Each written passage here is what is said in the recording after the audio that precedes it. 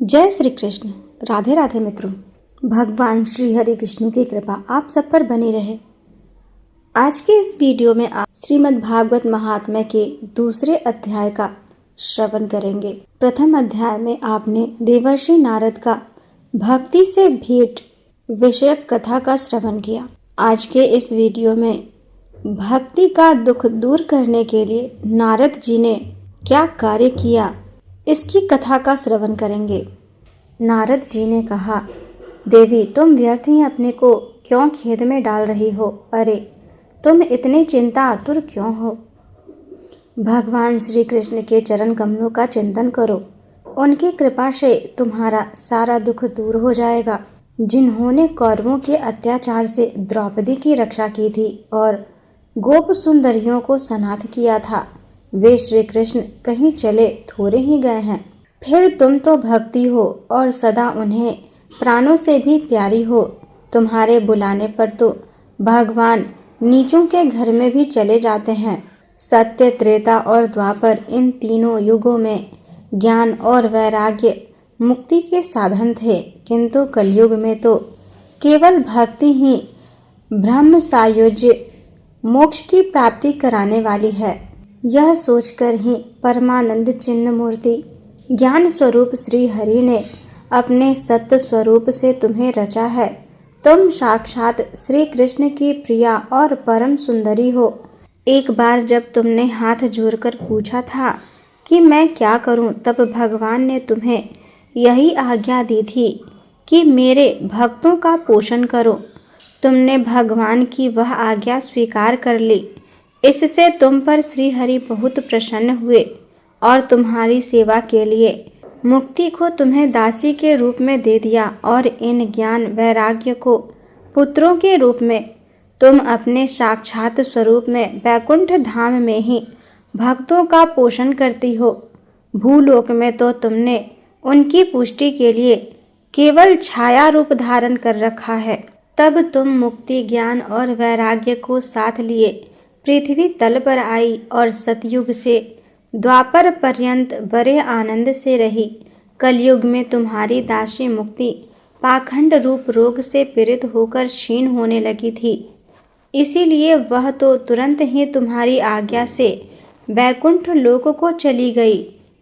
इस लोक में भी तुम्हारे स्मरण करने से ही वह आती है और फिर चली जाती है, किंतु इन ज्ञान वैराग्य को तुमने पुत्र मानकर अपने पास ही रख छोड़ा है।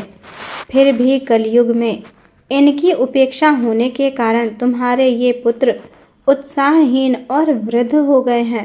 फिर भी तुम चिंता ना करो, मैं इनके नव जीवन का उपाय सोचता हूँ।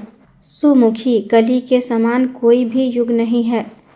इस युग में तुम्हें घर घर में प्रत्येक पुरुष के हृदय में स्थापित कर दूंगा।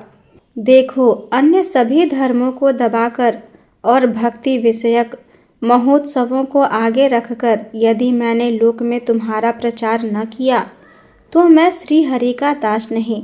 इस कलयुग में जो जीव तुमसे युक्त होंगे वे पापी होने पर भी बेखटके भगवान श्री कृष्ण के अभय धाम को प्राप्त होंगे। जिनके हृदय में निरंतर प्रेम रूपिणी भक्ति निवास करती है, वे शुद्ध अंतःकरण पुरुष स्वप्न में भी यमराज को नहीं देखते। जिनके हृदय में भक्ति महारानी का निवास है, उन्हें प्रेत, पिशाच, राक्षस या दैत्य आदि स्पर्श करने में भी समर्थ नहीं हो सकते। भगवान तप, वेद अध्ययन, ज्ञान और कर्म आदि किसी भी साधन से वश में नहीं किए जा सकते। वे केवल भक्ति से ही वशीभूत होते हैं। इसमें श्री गोपी जन प्रमाण है। मनुष्यों का सहस्रों जन्म के पुण्य प्रताप से भक्ति में अनुराग होता है। कलयुग में केवल भक्ति ही सार है। भक्ति से तो साक्षात श्री कृष्णचंद्र सामने उपस्थित हो जाते हैं। जो लोग भक्ति से द्रोह करते हैं वे तीनों लोकों में दुख ही दुख पाते हैं। पूर्व काल में भक्त का तिरस्कार करने वाले दुर्वासा ऋषि को बड़ा कष्ट उठाना पड़ा था। व्रत, तीर्थ, योग, यज्ञ और ज्ञान चर्चा आदि बहुत से साधनों की कोई आवश्यकता नहीं है। एकमात्र भक्ति ही मुक्ति देने वाली है। सूत जी कहते हैं, इस प्रकार नारद जी के निर्णय किए हुए अपने महात्म्य को सुनकर भक्ति के सारे अंग पुष्ट हो गए और वे उनसे कहने लगी। भक्ति ने कहा, नारद जी आप धन्य हैं, आपकी मुझ में निश्चल प्रीति है। मैं सदा आपके हृदय में रहूंगी, कभी आपको छोड़कर नहीं जाऊंगी। साधो आप बड़े कृपालु हैं, आपने क्षण भर में ही मेरा सारा दुख दूर कर दिया, किंतु अभी मेरे पुत्रों में चेतना नहीं आई है। आप इन्हें शीघ्र ही सचेत कर दीजिए, जगा दीजिए। सूत जी कहते हैं, भक्ति के ये वचन सुनकर नारद जी को बड़ी करुणा आई और वे उन्हें हाथों से हिला डुलाकर जगाने लगे। फिर उनके कान के पास मुंह लाकर जोर से कहा, ओ ज्ञान जल्दी जग परो, ओ वैराग्य जल्दी जग परो।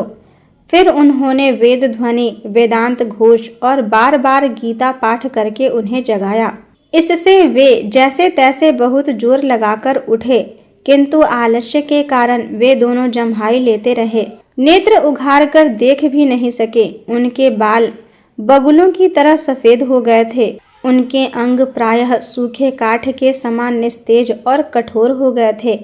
इस प्रकार भूख प्यास के मारे अत्यंत दुर्बल होने के कारण उन्हें फिर सोते देख नारद जी को बड़ी चिंता हुई। वे सोचने लगे, अब मुझे क्या करना चाहिए। इनकी यह नींद और इससे भी बढ़कर इनकी वृद्धावस्था कैसे दूर हो। सौनक जी इस प्रकार चिंता करते करते वे भगवान का स्मरण करने लगे। उसी समय यह आकाशवाणी हुई, मुने खेद मत करो, तुम्हारा यह उद्योग निसंदेह सफल होगा। देवर्षि इसके लिए तुम एक सत्कर्म करो, वह कर्म तुम्हें संत शिरोमणि महानुभाव बताएंगे। उस सत्कर्म का अनुष्ठान करते ही क्षण भर में उनकी नींद और वृद्धावस्था चली जाएगी तथा सर्वत्र भक्ति का प्रसार होगा।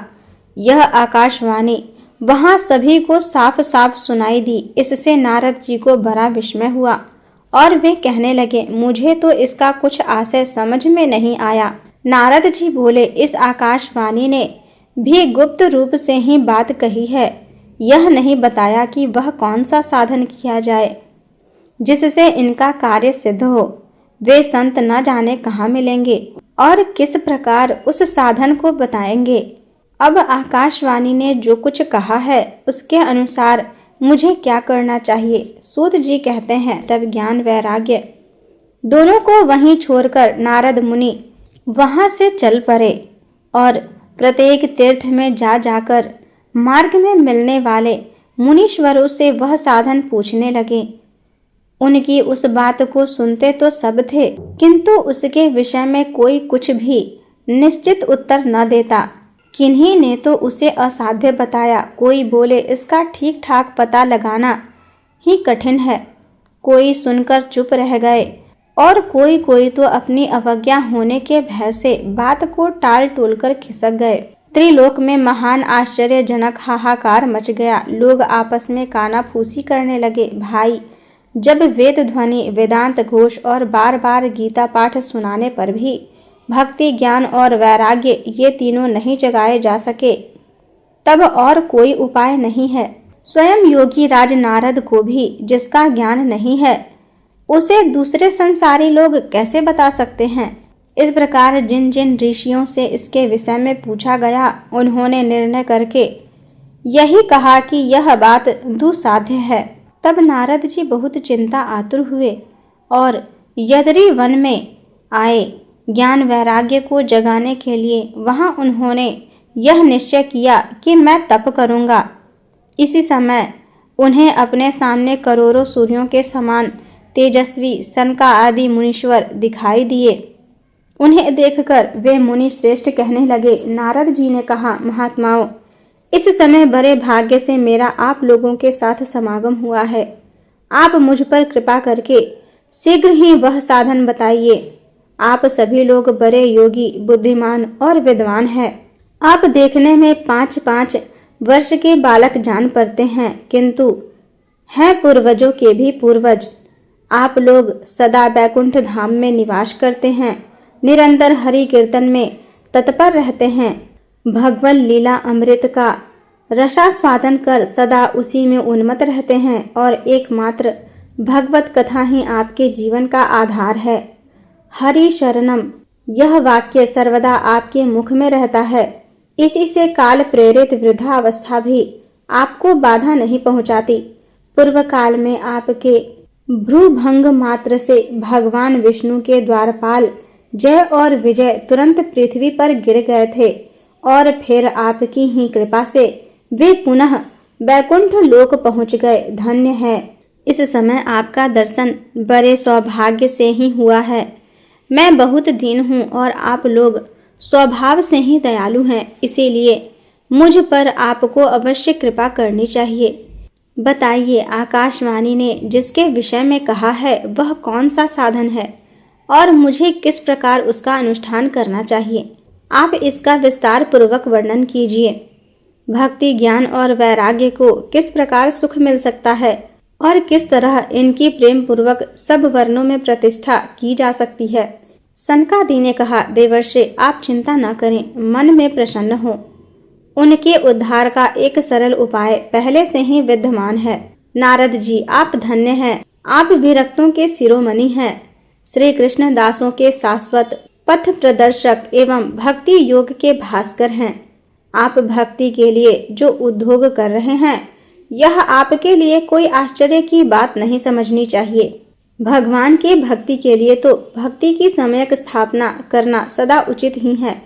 ऋषियों ने संसार में अनेक मार्ग प्रकट किए हैं, किंतु वे सभी कष्ट साध्य हैं और परिणाम में प्रायः स्वर्ग की ही प्राप्ति कराने वाले हैं। अभी तक भगवान की प्राप्ति कराने वाला मार्ग तो गुप्त ही रहा है। उसका उपदेश करने वाला पुरुष प्रायः भाग्य से ही मिलता है। आपको आकाशवाणी ने जिस सत्कर्म का संकेत किया है उसे हम बतलाते हैं। आप प्रसन्न और समाहित चित्त होकर सुनिए।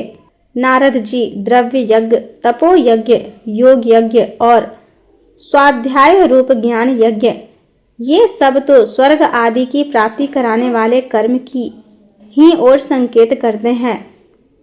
पंडितों ने ज्ञान यज्ञ को ही सत्कर्म का सूचक माना है। यह श्रीमद् भागवत का पारायण है, जिसका गान सूक आदि महानुभावों ने किया है। उसके शब्द सुनने से ही भक्ति, ज्ञान और वैराग्य को बड़ा बल मिलेगा। इससे ज्ञान वैराग्य का कष्ट मिट जाएगा और भक्ति को आनंद मिलेगा। सिंह की गर्जना सुनकर जैसे भेड़िए भाग जाते हैं, उसी प्रकार श्रीमद् भागवत की ध्वनि से कली युग के सारे दोष नष्ट हो जाएंगे। तब प्रेम रस प्रवाहित करने वाली भक्ति, ज्ञान और वैराग्य को साथ लेकर प्रत्येक घर और व्यक्ति के हृदय में क्रीड़ा करेगी। नारद जी ने कहा, मैंने वेद वेदांत की ध्वनि और गीता पाठ करके उन्हें बहुत जगाया, किंतु फिर भी भक्ति, ज्ञान और वैराग्य ये तीनों नहीं जगे। ऐसी स्थिति में श्रीमद् भागवत सुनाने से वे कैसे जगेंगे? क्योंकि उस कथा के प्रत्येक श्लोक और प्रत्येक पद में भी वेदों का ही तो सारांश है। आप लोग शरणागत वत्सल हैं तथा आपका दर्शन कभी व्यर्थ नहीं होता, इसीलिए मेरा यह संदेह दूर कर दीजिए। इस कार्य में विलंब न कीजिए। सनकादि ने कहा, श्रीमद् भागवत की कथा वेद और उपनिषदों के सार से बनी है, इसीलिए उनसे अलग उनकी फल रूपा होने के कारण वह बड़ी उत्तम जान पड़ती है। जिस प्रकार रस वृक्ष की जड़ से लेकर शाखा पर्यंत रहता है, किंतु इस स्थिति में उसका आस्वादन नहीं किया जा सकता, वही जब अलग होकर फल के रूप में आ जाता है, तब संसार में सभी को प्रिय लगने लगता है। दूध में घी रहता ही है, किंतु उस समय उसका अलग स्वाद नहीं मिलता। वही जब उससे अलग हो जाता है, तब देवताओं के लिए भी स्वादवर्धक हो जाता है। खांड ईख के ओर छोर और बीच में भी व्याप्त रहती है, तथापि अलग होने पर उसकी कुछ और ही मिठास होती है। ऐसी ही यह भागवत की कथा है। यह भागवत पुराण वेदों के समान है। श्री व्यास देव ने इसे भक्ति, ज्ञान और वैराग्य की स्थापना के लिए प्रकाशित किया है। पूर्व काल में जिस समय वेद वेदांत के पारगामी और गीता की भी रचना करने वाले भगवान व्यासदेव खिन्न होकर अज्ञान समुद्र में गोते खा रहे थे, उस समय आपने ही उन्हें 4 श्लोकों में इसका उपदेश किया था। उसे सुनते ही उनकी सारी चिंता दूर हो गई। फिर इसमें आपको आश्चर्य क्यों हो रहा है जो आप हमसे प्रश्न कर रहे हैं? आपको उन्हें शोक और दुख का विनाश करने वाला श्रीमद् भागवत पुराण ही सुनाना चाहिए। नारद जी ने कहा, महानुभाव, आपका दर्शन जीव के संपूर्ण पापों को तत्काल नष्ट कर देता है और जो संसार दुख रूप दावानल से तपे हुए हैं उन पर शीघ्र ही शांति की वर्षा कराता है। आप निरंतर शेष जी के सहस्त्र मुखों से गाए गए हुए भगवत कथा अमृत का ही पान करते रहते हैं। मैं प्रेम लक्षणा भक्ति का प्रकाश करने के उद्देश्य से आपकी शरण लेता हूँ। जब अनेकों जन्मों के संचित पुण्य पुंज का उदय होने से मनुष्य को सत्संग मिलता है, तब वह उसके अज्ञान जनित मोह और मंद रूप अंधकार का नाश करके विवेक उदय होता है। इस प्रकार श्रीमद् भागवत महात्म्य में दूसरा अध्याय पूर्ण हुआ। आगे की कथा सुनने के लिए मेरे वीडियो को लाइक करें, अपने दोस्तों के साथ शेयर करें तथा मेरे चैनल को सब्सक्राइब करें। धन्यवाद।